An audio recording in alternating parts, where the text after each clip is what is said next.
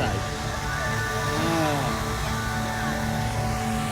พี่น้องครับเดี๋ยวมาดีกอกีปักที่ในเวียงมอสโกครับมาสนุกครับ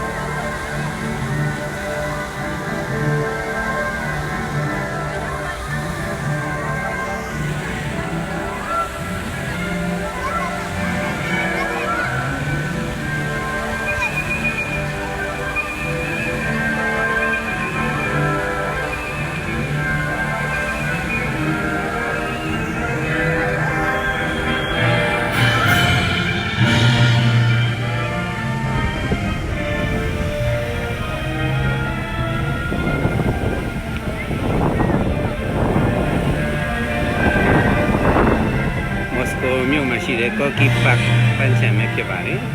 ။ဒီပန်းအလှကိုအရောက်ကြည့်ရှုနေခြင်းပဲဖြစ်ပါတယ်။ပြောင်းမဒီ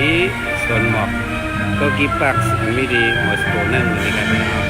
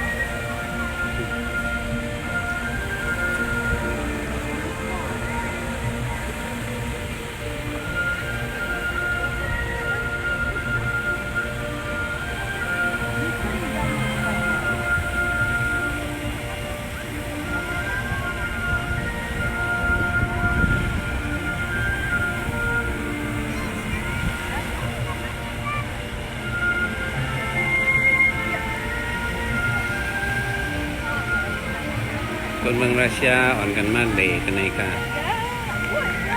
คนกลุ่มเมืองกันนะ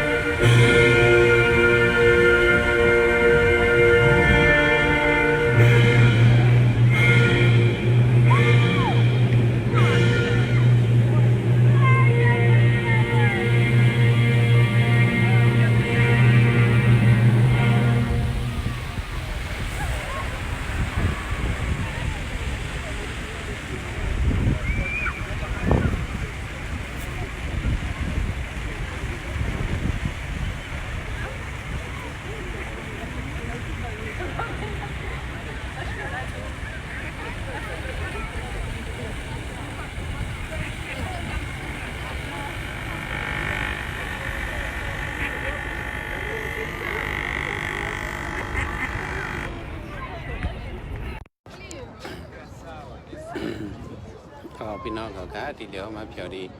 ก็กีปักอันมีดีเวียงมอสโกนะครับมอสโกมาชีเด็กก็กีปักยินดีมาเพียวมาเนี่ย